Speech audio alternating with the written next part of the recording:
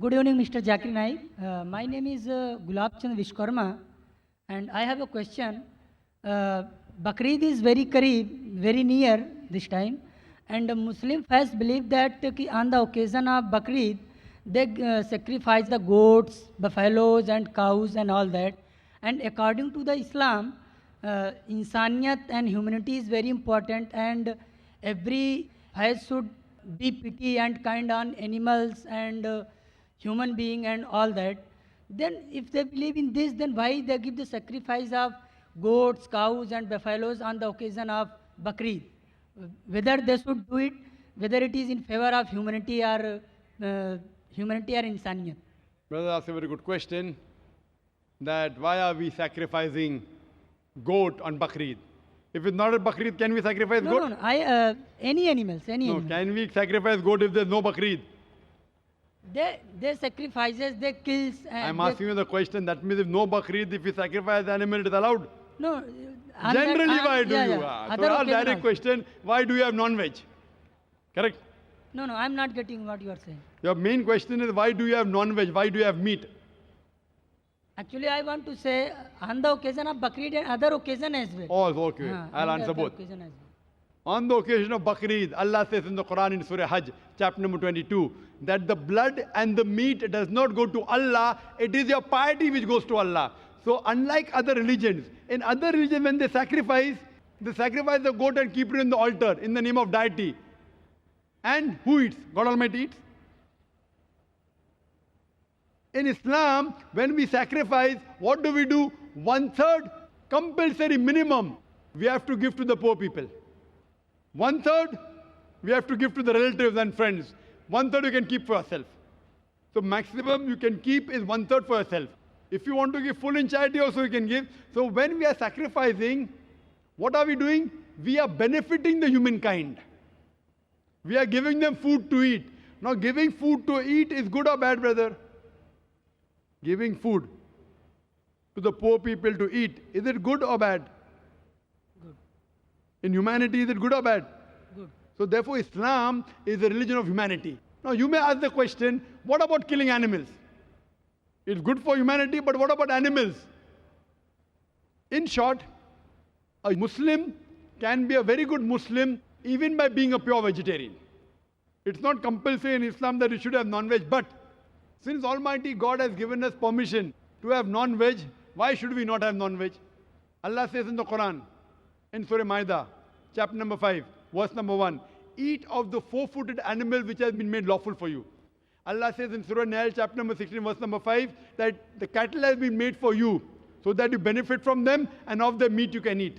The same message repeated in Surah Mu'minun, chapter number 23, verse number 21, that in the cattle is an instructive sign. From the belly you drink milk, and of the meat you eat. So since Almighty God has given us permission, why should we not have it? Now coming to the logical aspect, today science tells us that in non-veg food, in flesh food, it is rich in vitamins, and it is only food which has got complete protein. Our human body, there are total 23 amino acids required by the human body, out of which 8 are not synthesized in the body. It has to be given from the external diet. There is no vegetarian food which gives you all the 8 amino acids. It is the flesh food, the non-veg food, which gives you all the 8 amino acids. Furthermore, if you analyze the set of teeth of the herbivorous animal, cow, goat, sheep, they have got flat set of teeth. They only have vegetables. They can't have flesh. If we analyze the set of teeth of the carnivorous animal, tiger, leopard, lion, they have got pointed set of teeth. They have got a carnivorous set of teeth. They have canine set of teeth. They only have flesh food. They can't have vegetables. If we go in front of the mirror and we see a set of teeth, we have got pointed teeth as well as flat teeth. We have got an omnivorous set of teeth. If Almighty God wanted us to have only vegetables, why did He give us the pointed teeth? For what? To have the flesh food. Furthermore, the digestive system of the herbivorous animal, cow, goat, sheep, can only digest vegetables. They can't digest flesh food. The digestive system of the carnivorous animal, tiger, leopard, lion, can only digest flesh food. They can't digest vegetables. but the digestive system of the human being has got small intestine and long intestine. We can digest vegetable as well as fresh food. If Almighty God wanted us to have only vegetables, why did He give our digestive system we can digest both? Furthermore, there is a misconception that Hindus should not have non-veg. It's misconception. If you read the Hindu scriptures, it's mentioned in Manusmriti, chapter number 5, verse number 30, that Almighty God created some animals to eat and some to be eaten. If you eat the animals that have been created to be eaten, you're not doing a sin. It's mentioned in Manusmriti, chapter number 5, verse number 31, that Almighty God has created some animal for sacrifice. So if you kill the sacrificial animal, you're not doing a sin. It is mentioned in Manusmriti, chapter number 5, verse number 40, that killing in sacrifice is not a sin. There are various references in the Hindu scriptures and the Vedas that the sages and sons, they had non-veg, they even had beef. If you read Mahabharat Anushasan Parv, chapter number 88, you know the story of the Pandavas. You know Pandavas? 5 brothers. The eldest brother Yudhishthir, he asks Bhishma that what should we give in yagna, in puja, so that our ancestors will be satisfied. So Bhishma replies that if you give herbs and shrubs and vegetables, our ancestors will be satisfied for 1 month. If you give fish, for 2 months. If you give meat, for 3 months. If you give hare, rabbit, for 4 months. If you give goat, for 5 months. If you give bacon, for 6 months. If you give birds, for 7 months. If you give deer, 8 months. And the menu continues. If you give buffalo, for 11 months. If you give cow, our ancestors will be satisfied for 1 full year. And if you want your ancestors to be satisfied inexhaustibly, give red meat of goat or a rhinoceros. Who says that? Bhishma to Yudhishthir. The full menu is there. Vegetables, fish, rabbit, goat, everything is there. Buffalo, cow.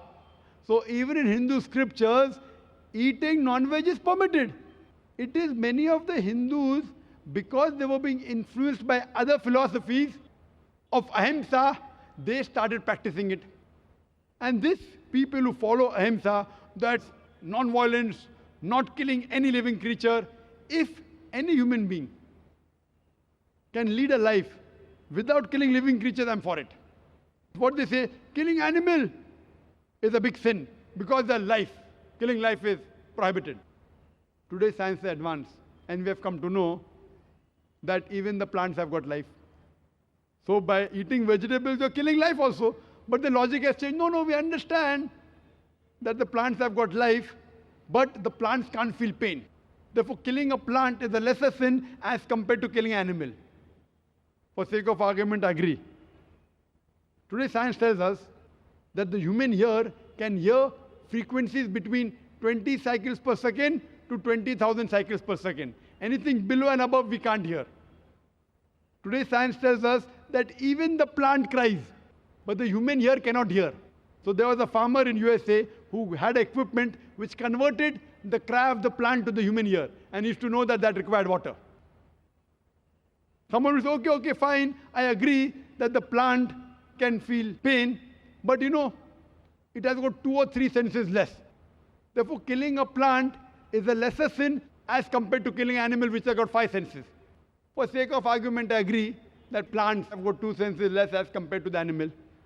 I am asking you a question. That suppose your brother, God forbid, if he is born deaf and dumb, and when he grows up, someone comes and kills him. So will you go and tell the judge, me Lord, give the murderer less punishment because my brother, he was deaf and dumb?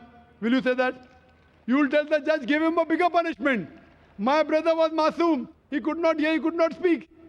So in Islam, it does not work like that. 2 senses more, 2 senses less. Allah says in the Quran in Surah Baqarah chapter 2 verse number 168, eat of the good things we have provided for you. What is good, what is tayyib you can have. And furthermore, I personally have got no problem. If the non-Muslim don't want to have non-veg, I have got no problem. Personally. Only when they tell me it's a sin or you tell me it's against humanity, I give the reply. personally, if the non-Muslims continue having vegetarians, good for me. If all the non-Muslims start having non-veg, then the price of mutton and beef will go high. Personally, I've got no problem.